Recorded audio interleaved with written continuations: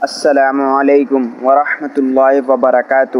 بسم اللہ الرحمن الرحیم۔ شروع کرتا ہوں اللہ تعالیٰ کے نام سے جو بڑا مہربان اور نہایت رحم کرنے والا ہے۔ حدیث نمبر 1، حضرت جندب رضی اللہ عنہ بیان کرتے ہیں، میں نے نبی محمد صلی اللہ علیہ وآلہ وسلم کو فرماتے ہوئے سنا، سن لو تم میں سے پہلے لوگ اپنے انبیاء علیہ السلام اور اپنے صالح افراد کی قبروں کو سجدہ گاہ بنا لیا کرتے تھے، خبردار تم قبروں کو سجدہ گاہ نہ بنانا، بے شک میں تمہیں اس سے منع کرتا ہوں۔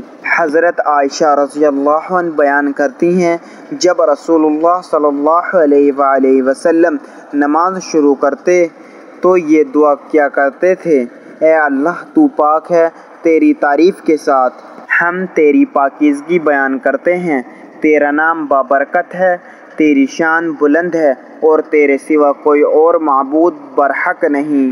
حضرت عبداللہ بن عمر و بن عاص رضی اللہ عنہ بیان کرتے ہیں، جب رسول اللہ صلی اللہ علیہ وآلہ وسلم مسجد میں داخل ہوتے تو یہ دعا کیا کرتے، میں شیطان مردود سے اللہ عظیم، اس کی ذات کریم اور اس کی قدیم بادشاہت و قدرت کے ذریعے پناہ چاہتا ہوں۔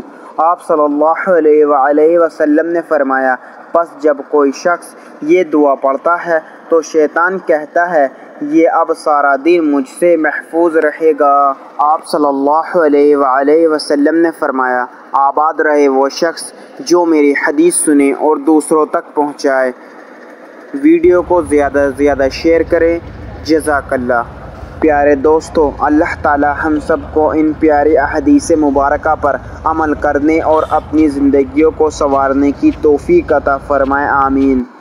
پیارے دوستو، مزید اسی طرح کی اسلامک ویڈیو دیکھنے کے لیے چینل زما ملک کو سبسکرائب کریں۔